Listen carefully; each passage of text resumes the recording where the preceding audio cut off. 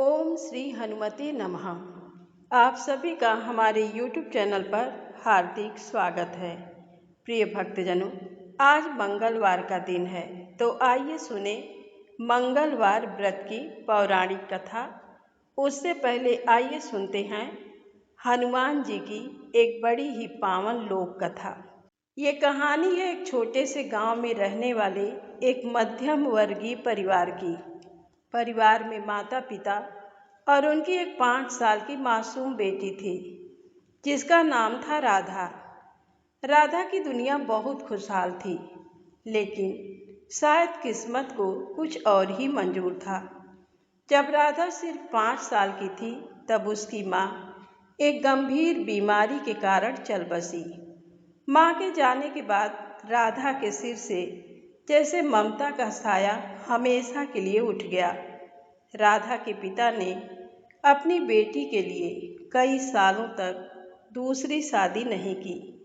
वह दिन रात मेहनत करते और राधा का ख्याल रखते, लेकिन समाज और रिश्तेदारों के बार बार दबाव डालने पर कुछ सालों बाद उन्होंने दूसरी शादी कर ली। घर में सौतेली माँ का आगमन हुआ। शुरुआत के 1-2 साल तो सौतेली माँ ने राधा को बहुत प्यार दिया। ऐसा लगा कि राधा को फिर से माँ मिल गई है। लेकिन ये सुख ज़्यादा दिनों का नहीं था। 2 साल बाद सौतेली माँ ने एक बेटी को जन्म दिया। अपनी सगी बेटी के आते ही सौतेली माँ का रंग पूरी तरह बदल गया। अब घर में साफ साफ 2 भाव होने लगा था। छोटी बेटी को नए और महंगे कपड़े मिलते, तो राधा को पुराने कपड़े। छोटी बेटी को दूध मलाई मिलती, तो राधा को सूखी रोटियां। यहाँ तक कि उसकी पढ़ाई लिखाई में भी भेदभाव शुरू हो गया। लेकिन इस मुश्किल वक्त में राधा का सहारा बनी उसकी दादी। दादी पूरे नियम धर्म से रहने वाली बुजुर्ग महिला थी और संकट मोचन हनुमान जी की परम भक्त थी। राधा दिन भर की प्रताड़ना के बाद जब रोती, तो दादी उसे गले से लगा लेती। राधा रोज देखती कि दादी सुबह सुबह नहाकर हनुमान जी की पूजा करती, सुंदर कांड का पाठ करती और बजरंग बली को भोग लगाकर ही खाना खाती थी। दादी की देखा देखी राधा के मन में भी हनुमान जी के प्रति गहरी आस्था जाग गई। वह भी दादी के साथ बैठकर राम नाम जपती। वह कहती, दादी, जब तक मेरे हनुमान जी मेरे साथ हैं, मुझे किसी बात का डर नहीं। वक्त गुजरता गया और राधा जब 10 साल की हुई, तो उसके सिर से दादी का साया भी उठ गया। दादी का जाना राधा के लिए एक ऐसा सदमा था जिसने उसे अंदर तक झकझोर दिया। वह रो रोकर बेहाल थी, क्योंकि इस घर में अब उसका दर्द समझने वाला कोई नहीं बचा था। अब सौतेली माँ का अत्याचार और बढ़ गया। घर का सारा काम, झाड़ू पोछा, बर्तन, खाना बनाना, सब राधा के जिम्मे आ गया। वहीं उसकी छोटी बहन आराम से सोती और खेलती रहती। राधा सुबह उठकर सारा काम करती, फिर जैसे तैसे स्कूल जाती। जैसे ही राधा ने 12वीं की परीक्षा पास की, सौतेली माँ ने एक दिन साफ कह दिया, बस बहुत पढ़ ली, अब आगे बढ़कर क्या कलेक्टर बनना है? घर पर रहकर काम काज सीख, आगे चलकर चौका चूल्हा ही संभालना है। राधा के पिता अक्सर काम के सिलसिले में शहर से बाहर रहते थे। जब वो घर आते, तो सौतेली माँ राधा की झूठी शिकायतें कर देती। पिता सीधे साधे थे, वो घर के क्लेश से बचने के लिए कुछ नहीं कहते थे। राधा भी अपने पिता की मजबूरी समझती थी, इसलिए चुपचाप आंसू पीकर रह जाती। वह बस रोते हुए हनुमान जी की तस्वीर के आगे हाथ जोड़ती और कहती, हे बजरंगबली, मेरा इस दुनिया में आपके सिवा कोई नहीं है, मेरी रक्षा करना प्रभु।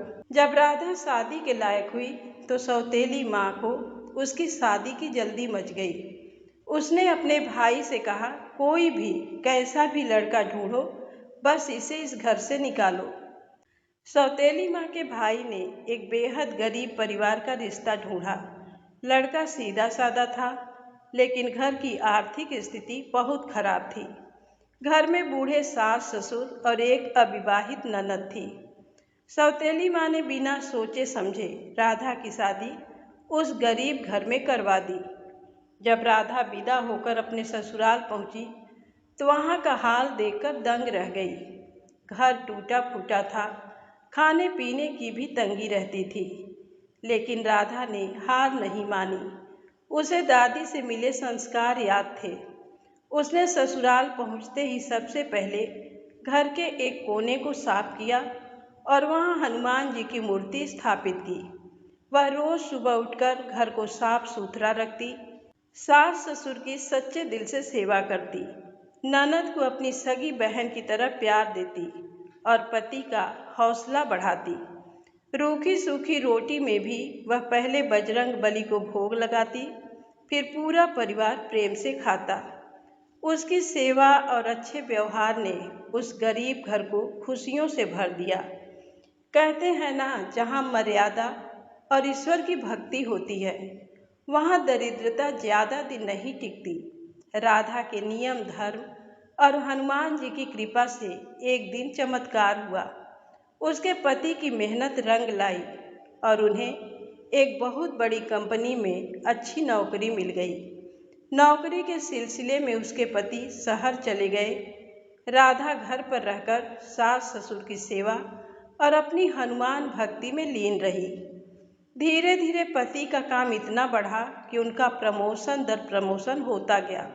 कुछ ही सालों में वो उस शहर के बड़े लोगों में गिने जाने लगे। उनके पास गाड़ी बंगला और हर तरह के ऐशो आराम आ गया, लेकिन राधा के पैर आज भी जमीन पर थे। उसकी भक्ति पहले जैसी ही निश्चल थी। दूसरी तरफ सौतेली माँ ने अपनी सगी बेटी के लिए एक बहुत बड़ा और धनी परिवार ढूंढा। लड़के के पिता शहर के नामी बिजनेसमैन थे। गाड़ियाँ, नौकर चाकर और बड़ा कारोबार देखकर सौतेली माँ फूली नहीं समा रही थी। उसने अपनी बेटी की शादी बड़ी धूमधाम से की। शादी के बाद जब भी दोनों बहनें कभी त्योहारों पर मिलती तो सौतेली माँ अपनी सगी बेटी की अमीरी के कसीदे पढ़ती और राधा को नीचा दिखाने का कोई मौका नहीं छोड़ती।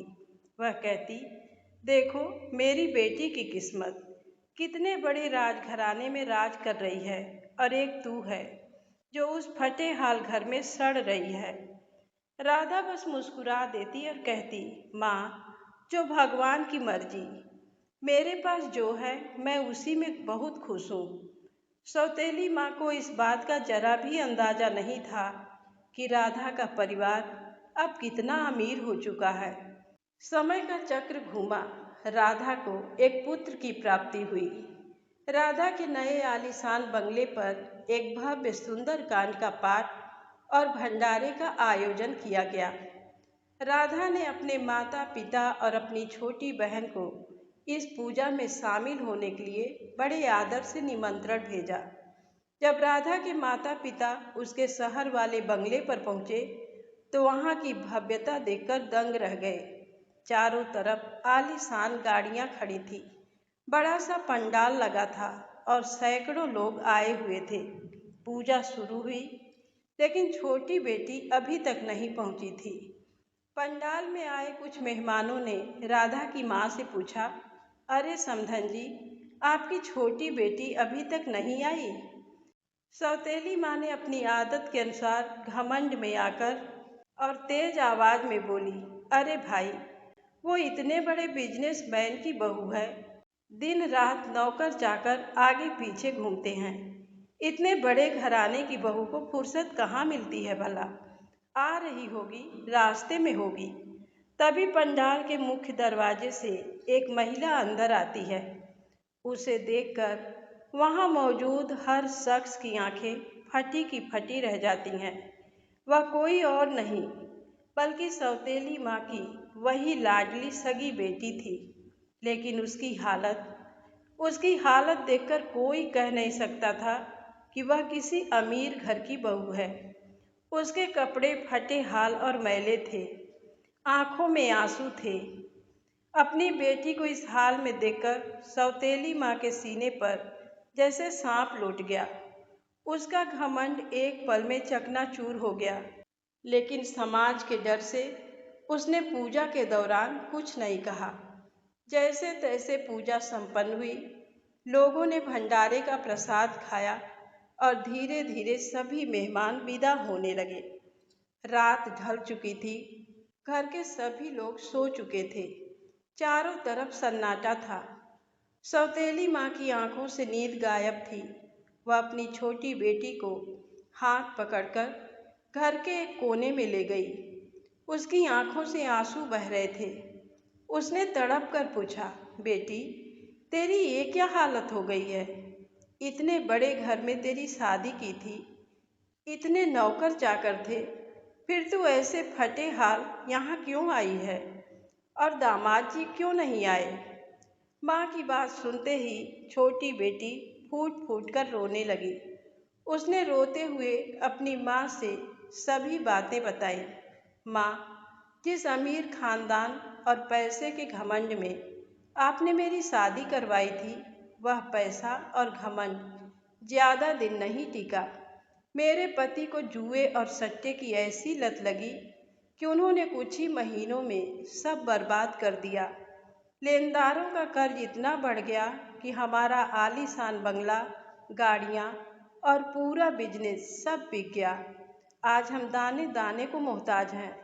और आपके दामाद जी, वो कर्जदारों और पुलिस के डर से मुंह छिपाए घूम रहे हैं, कोर्ट कचहरी के चक्कर काट रहे हैं, इसीलिए वो यहाँ नहीं आए। माँ, यह सुनकर सौतेली माँ का सर चकरा गया। उसे अपनी आंखों के सामने अंधेरा छाता हुआ महसूस हुआ। जिस किस्मत पर वह कल तक घमंड कर रही थी, वह ताश के पत्तों की तरह ढह चुकी थी।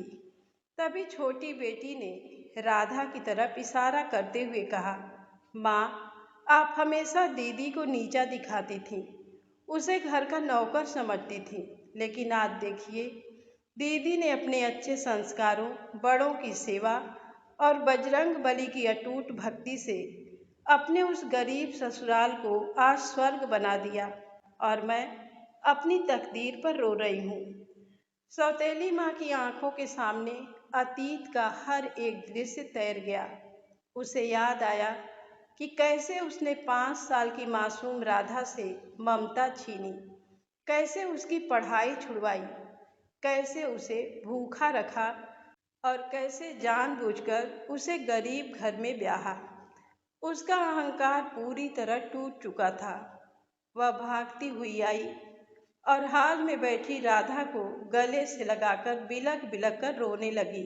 उसने कहा, राधा बेटी, मुझे माफ़ कर दे। मैं लालच और घमंड में अंधी हो गई थी। मैंने तेरे साथ इतना बुरा किया, फिर भी तूने हमेशा हमें इज्जत दी। राधा ने कहा, माँ, ऐसा मत कहिए। माँ कभी सौतेली नहीं होती।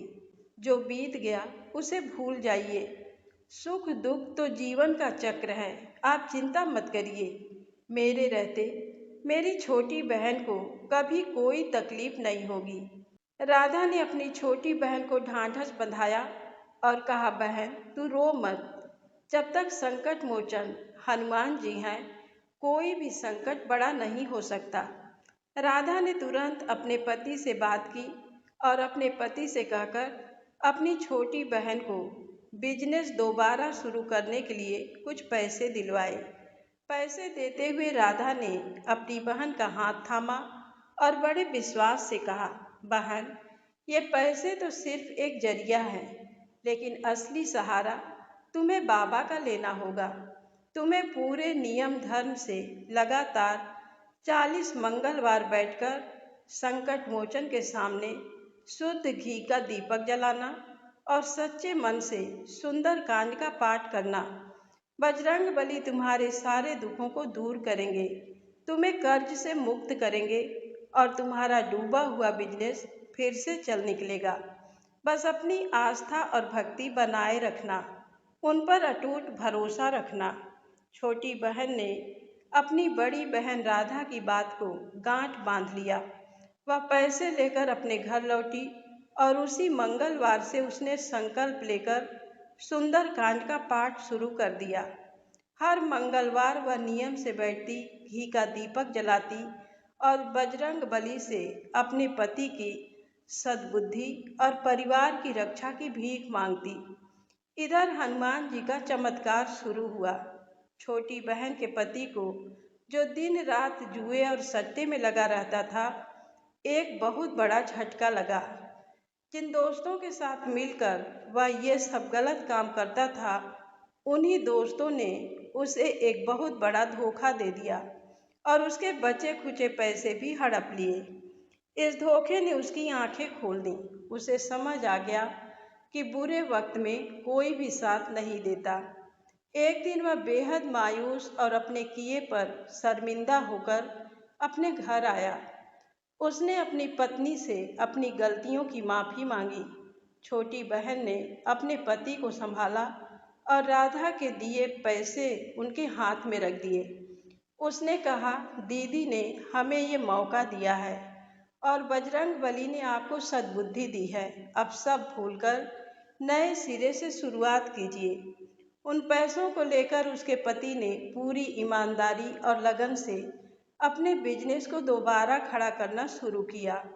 अब उस घर में जुए सट्टे की जगह हनुमान जी के नाम का दिया जलता था।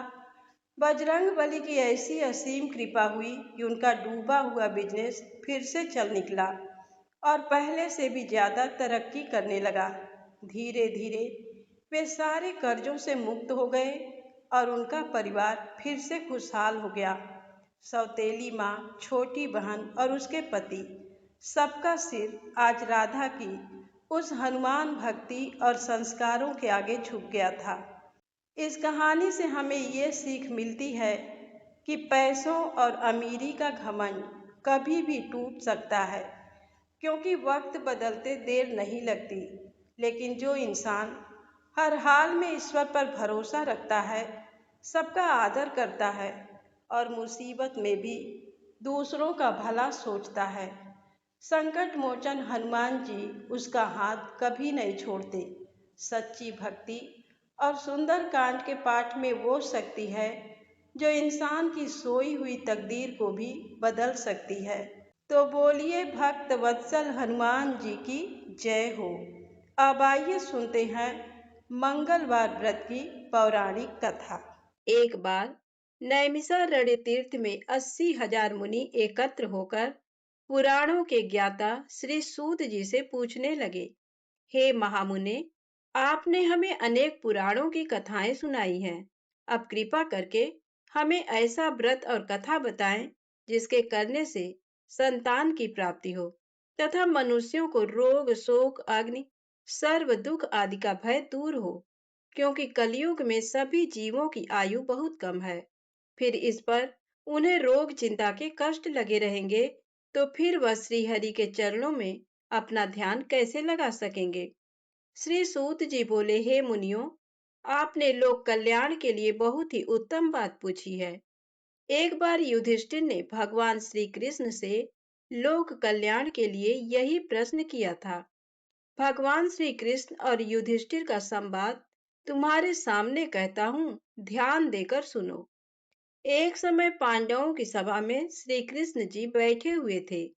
तब युधिष्ठिर ने भगवान श्री कृष्ण से प्रश्न किया, हे प्रभु नंद नंद गोविंद, आपने मेरे लिए अनेकों कथाएं सुनाई हैं।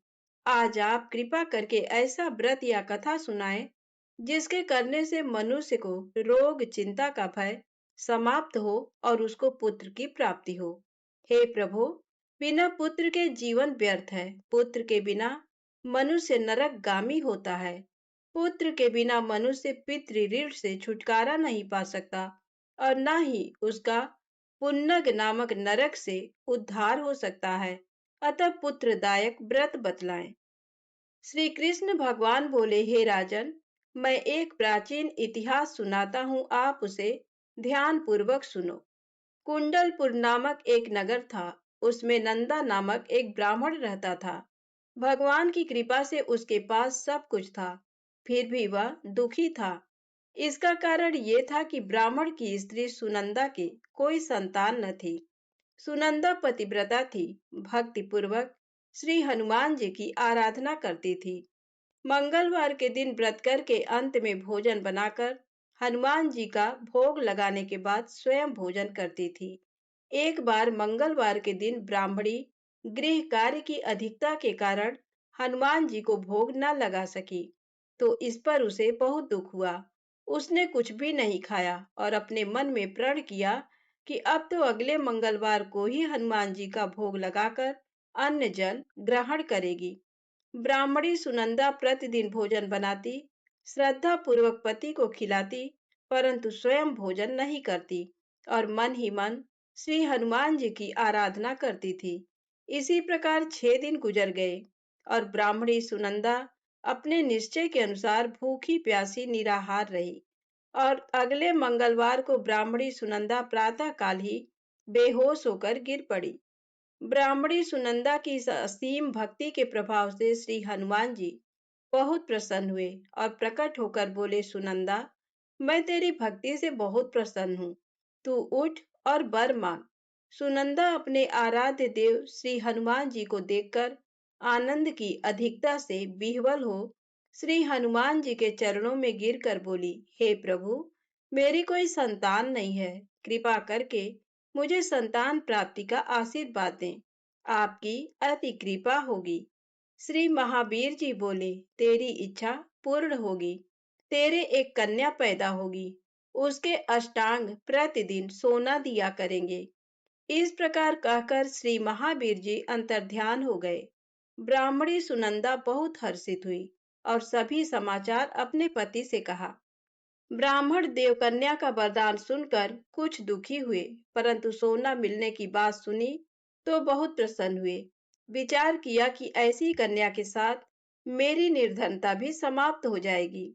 श्री हनुमान जी की कृपा से वह ब्राह्मणी गर्भवती हुई और 10वें महीने में उसे बहुत ही सुंदर पुत्री प्राप्त हुई। ये बच्ची अपने पिता के घर में ठीक उसी तरह से बढ़ने लगी जिस प्रकार शुक्ल पक्ष का चंद्रमा बढ़ रहा है। 10वें दिन ब्राह्मण ने उस बालिका का नामकरण संस्कार कराया। उसके कुल पुरोहित ने उस बालिका का नाम रत्नावली रखा, क्योंकि ये कन्या सोना प्रदान किया करती थी। इस कन्या ने पूर्व जन्म में बड़े ही विधान से मंगल देव का व्रत किया था। रत्नावली का अष्टांग बहुत सा सोना देता था। उस सोने से नंदा ब्राह्मण बहुत ही धनवान हो गया। अब ब्राह्मणी भी बहुत अभिमान करने लगी थी। समय बीतता रहा। अब रत्नावली 10 वर्ष की हो चुकी थी। एक दिन जब नंदा ब्राह्मण प्रसन्न चित्त था, तब सुनंदा ने अपने पति से कहा, मेरी पुत्री रत्नावली विवाह के योग्य हो गई है, अतः आप कोई सुंदर तथा योग्य वर देखकर इसका विवाह कर दें। ये सुन ब्राह्मण बोला, अभी तो रत्नावली बहुत छोटी है। तब ब्राह्मणी बोली, शास्त्रों की आज्ञा है कि कन्या 8वें वर्ष में गौरी, 9 वर्ष में रोहिणी, 10वें वर्ष में कन्या, इसके पश्चात रसवला हो जाती हैं। गौरी के दान से पाताल लोक की प्राप्ति होती है। रोहिणी के दान से वैकुंठ लोक की प्राप्ति होती है। कन्या के दान से इंद्रलोक में सुखों की प्राप्ति होती है। अगर हे पतिदेव रजस्वला का दान किया जाता है तो घोर नरक की प्राप्ति होती है। इस पर ब्राह्मण बोला, अभी तो रत्नावली मात्र 10 ही वर्ष की है और मैंने तो 16-16 साल की कन्याओं के विवाह कराए हैं। अभी जल्दी क्या है। तब ब्राह्मणी सुनंदा बोली, आपको तो लोभ अधिक हो गया। शास्त्रों में कहा गया है कि माता पिता और बड़ा भाई रजस्वला कन्या को देखते हैं तो वह अवश्य ही नरकगामी होते हैं।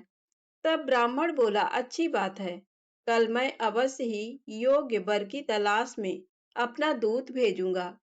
दूसरे दिन ब्राह्मण ने अपने दूत को बुलाया और आज्ञा दी कि जैसी सुंदर मेरी कन्या है, वैसा ही सुंदर वर उसके लिए तलाश करो। दूत अपने स्वामी की आज्ञा पाकर निकल पड़ा। पंपई नगर में उसने एक सुंदर लड़के को देखा। ये बालक एक ब्राह्मण परिवार का बहुत गुणवान पुत्र था। इसका नाम सोमेश्वर था। दूत ने इस सुंदर व गुणवान ब्राह्मण पुत्र के बारे में अपने स्वामी को पूर्ण विवरण दिया। ब्राह्मण नंदा को भी सोमेश्वर अच्छा लगा और फिर शुभ मुहूर्त में विधि पूर्वक कन्यादान करके ब्राह्मण ब्राह्मणी संतुष्ट हुए। परंतु ब्राह्मण के मन में लोभ समाया हुआ था। उसने कन्यादान तो कर दिया, पर वह बहुत खिन्न भी था। उसने विचार किया कि रत्नावली तो अब चली जाएगी और मुझे इससे जो सोना मिलता था वह अब नहीं मिलेगा। मेरे पास जो धन था कुछ तो इसके विवाह में खर्च हो गया और जो शेष बचा है वह भी कुछ दिनों पश्चात समाप्त हो जाएगा। मैंने तो इसका विवाह करके बहुत बड़ी भूल कर दी है। अब कोई ऐसा उपाय हो कि रत्नावली मेरे घर में ही बनी रहे, अपनी ससुराल ना जाए। लोभ रूपी राक्षस ब्राह्मण के मस्तिष्क पर छाता जा रहा था।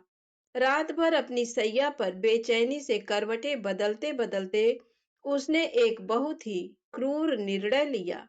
उसने विचार किया कि जब रत्नावली को लेकर उसका पति सोमेश्वर अपने घर के लिए जाएगा, तो वह मार्ग में छिपकर सोमेश्वर का वध कर देगा और अपनी लड़की को अपने घर ले आएगा, जिससे नियमित रूप से उसे सोना भी मिलता रहेगा और समाज का कोई मनुष्य उसे दोष भी नहीं दे सकेगा।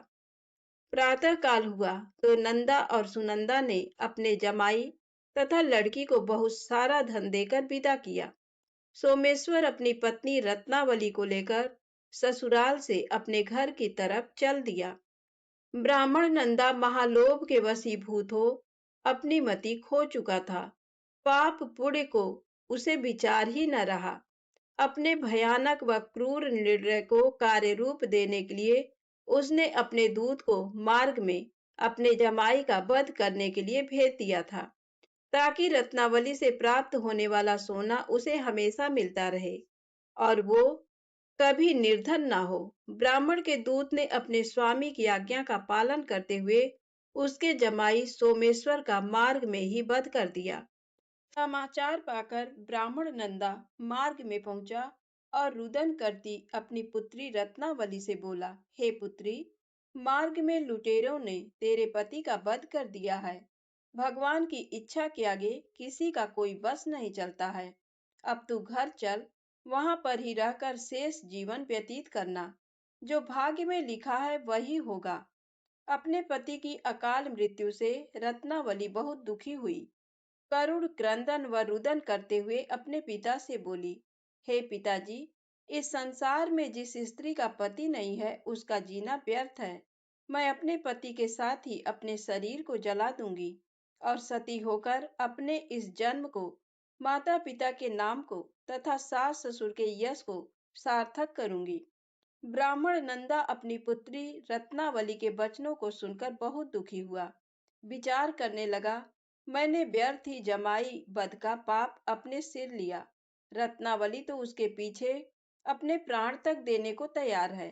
मेरा तो दोनों तरफ से मरण हो गया। धन तो अब मिलेगा नहीं। जमाई वध के पाप के फलस्वरूप यम यातना भी भुगतनी पड़ेगी। ये सोचकर वह बहुत खिन्न हुआ। सोमेश्वर की चिता बनाई गई। रत्नावली सती होने की इच्छा से अपने पति का सिर अपनी गोद में रखकर चिता में बैठ गई। जैसे ही सोमेश्वर की चिता को अग्नि लगाई गई, वैसे ही प्रसन्न हो मंगल देव वहां प्रकट हुए और बोले, हे रत्नावली, मैं तेरी पति भक्ति से बहुत प्रसन्न हूँ, तू वर मांग। रत्नावली ने अपने पति का जीवन दान मांगा। तब मंगल देव बोले, रत्नावली, तेरा पति अजर अमर है, ये महाविद्वान भी होगा और इसके अतिरिक्त तेरी जो इच्छा हो वर मांग। तब रत्नावली बोली, हे ग्रहों के स्वामी, यदि आप मुझ पर प्रसन्न हैं तो मुझे ये वरदान दीजिए कि जो भी मनुष्य मंगलवार के दिन प्रातःकाल लाल पुष्प लाल चंदन से पूजा करके आपका स्मरण करे, उसको रोग व्याधि ना हो, स्वजनों का कभी वियोग ना हो, सर्प अग्नि तथा शत्रुओं का भय ना रहे। जो स्त्री मंगलवार का व्रत करे वह कभी विधवा ना हो। मंगल देव तथास्तु कहकर अंतर ध्यान हो गए। सोमेश्वर मंगल देव की कृपा से जीवित हो उठा। रत्नावली अपने पति को पुनः प्राप्त कर बहुत प्रसन्न हुई और मंगल देव का व्रत प्रत्येक मंगलवार को करके व्रतराज और मंगल देव की कृपा से इस लोक में सुख ऐश्वर्य को भोगते हुए अंत में अपने पति के साथ स्वर्ग लोक को गई। प्रेम से बोले हनुमान जी महाराज की जय हो। आइए सुनते हैं मंगला गौरी व्रत की पौराणिक कथा। पूर्व काल में कुरु देश में श्रुतकीर्ति नामक एक विद्वान, कीर्तिशाली, शत्रुओं का नाश करने वाला, 64 कलाओं का ज्ञाता तथा धनुर्विद्या में कुशल राजा हुआ था। पुत्र के अतिरिक्त अन्य सभी शुभ चीजें उस राजा के पास थी। अतः वह राजा संतान के विषय में अत्यंत चिंतित हुआ और जब ध्यान पूर्वक देवी की आराधना करने लगा, तब उसकी कठोर तपस्या से देवी प्रसन्न हो गईं और उससे ये वचन बोली, हे सुब्रत, वर मांगो। श्रुतकीर्ति बोला, हे देवी, यदि आप मुझ पर प्रसन्न हैं तो मुझे सुंदर पुत्र दीजिए। हे देवी, आपकी कृपा से अन्य किसी भी वस्तु का अभाव नहीं है। उसका ये वचन सुनकर पवित्र मुस्कान वाली देवी ने कहा, हे राजन, तुमने अत्यंत दुर्लभ वर मांगा है, फिर भी कृपावश मैं तुम्हें अवश्य दूंगी। किंतु हे राजेंद्र, सुनिए, यदि परम गुणी पुत्र चाहते हो तो वह केवल 16 वर्ष तक जीवित रहेगा, और यदि रूप तथा विद्या से विहीन पुत्र चाहते हो तो दीर्घजीवी होगा। देवी का ये वचन सुनकर राजा चिंतित हो उठा और पुनः अपनी पत्नी से परामर्श करके उसने गुणवान तथा सभी शुभ लक्षणों से संपन्न 16 वर्ष की आयु वाला पुत्र मांगा। तब देवी ने भक्ति संपन्न राजा से कहा, हे नृपनंदन, मेरे मंदिर के द्वार पर आम का वृक्ष है, उसका एक फल लाकर मेरी आज्ञा से अपनी भार्या को उसे भक्षण करने हेतु प्रदान करो, जिससे वह शीघ्र ही गर्भ धारण करेगी, इसमें संदेह नहीं है। प्रसन्न होकर राजा ने वैसा ही किया और उसकी पत्नी ने गर्भ धारण कर लिया। 10वें महीने में उसने देव तुल्य सुंदर पुत्र को जन्म दिया। तब हर्ष तथा शोक से युक्त राजा ने बालक का जात कर्म आदि संस्कार किया और शिव का स्मरण करते हुए उसका नाम चिरायु रखा। इसके बाद पुत्र के 16 वर्ष के होने पर पत्नी सहित राजा चिंता में पड़ गए और वे विचार करने लगे कि ये पुत्र बड़े कष्ट से प्राप्त हुआ है और मैं इसकी दुखद मृत्यु अपने ही सामने कैसे देख सकूंगा। ऐसा विचार करके राजा ने पुत्र को उसके मामा के साथ काशी भेज दिया। प्रस्थान के समय राजा की पत्नी ने अपने भाई से कहा कि कार्पटिक का वेश धारण करके आप मेरे पुत्र को काशी ले जाइए। मैंने भगवान मृत्युंजय से पूर्व में पुत्र के लिए प्रार्थना की थी और कहा था कि हे विश्वेश, आप जगतपति की यात्रा के लिए मैं उस पुत्र को अवश्य भेजूंगी। अतः आप मेरे पुत्र को आज ही ले जाइए और सावधानी पूर्वक इसकी रक्षा कीजिएगा। अपनी बहन की ये बात सुनकर भांजे के साथ वो चल पड़ा। कई दिनों तक चलते चलते वह आनंद नामक नगर में पहुंचा। वहां सभी प्रकार की समृद्धियों से संपन्न वीरसेन नाम वाला राजा रहता था। उस राजा की एक सर्वलक्षण संपन्न युवावस्था प्राप्त मनोहर तथा रूप लावण्यमयी मंगला गौरी नामक कन्या थी। वह कन्या किसी समय सखियों के साथ नगर के उपवन में क्रीड़ा करने के लिए गई हुई थी। उसी समय वह चिरायु तथा उसका मामा, वे दोनों भी वहां पहुंच गए और उन कन्याओं को देखने की लालसा से वहीं विश्राम करने लगे। इसी बीच विनोद पूर्वक क्रीड़ा करती हुई उन कन्याओं में से किसी एक ने कुपित होकर राजकुमारी को राणा ये कुवचन कह दिया। तब उस अशुभ वचन को सुनकर राजकुमारी ने कहा, तुम अनुचित बात क्यों बोल रही हो? मेरे कुल में तो इस प्रकार की कोई नहीं है। मंगला गौरी की कृपा से तथा उनके व्रत के प्रभाव से विवाह के समय जिसके सर पर मेरे हाथ से अक्षत पड़ेंगे, हे सखी, वह यदि अल्प आयु वाला होगा तो भी चिरंजीवी हो जाएगा। इसके बाद वह सभी कन्याएं अपने अपने घर चली गईं। उसी दिन राजकुमारी का विवाह था। बाहलीक देश के दृढ़धर्मा नामक राजा के सुकेतु नाम वाले पुत्र के साथ उसका विवाह निश्चित किया गया था। वह सुकेतु विद्याहीन, कुरूप तथा बहरा था। तब सुकेतु के साथ आए हुए उन लोगों ने विचार किया कि इस समय कोई दूसरा श्रेष्ठ वर ले जाना चाहिए और विवाह संपन्न हो जाने के बाद वहां सुकेतु पहुंच जाए। उन लोगों ने चिरायु के मामा के पास जाकर याचना की कि आप इस बालक को हमें दे दीजिए, जिससे हमारा कार्य सिद्ध हो जाए। इस पृथ्वी पर परोपकार के समान दूसरा कोई धर्म नहीं है। उनकी बात सुनकर चिरायु का मामा मन ही मन बहुत प्रसन्न हुआ, क्योंकि इसने उपवन में पहले ही कन्या मंगला गौरी की बात सुन ली थी। फिर भी उसने एक बार कहा कि आप लोग इसे किस लिए मांग रहे हैं। कार्य की सिद्धि हेतु वस्त्र, अलंकार आदि मांगे जाते हैं, वर तो कहीं भी नहीं मांगा जाता।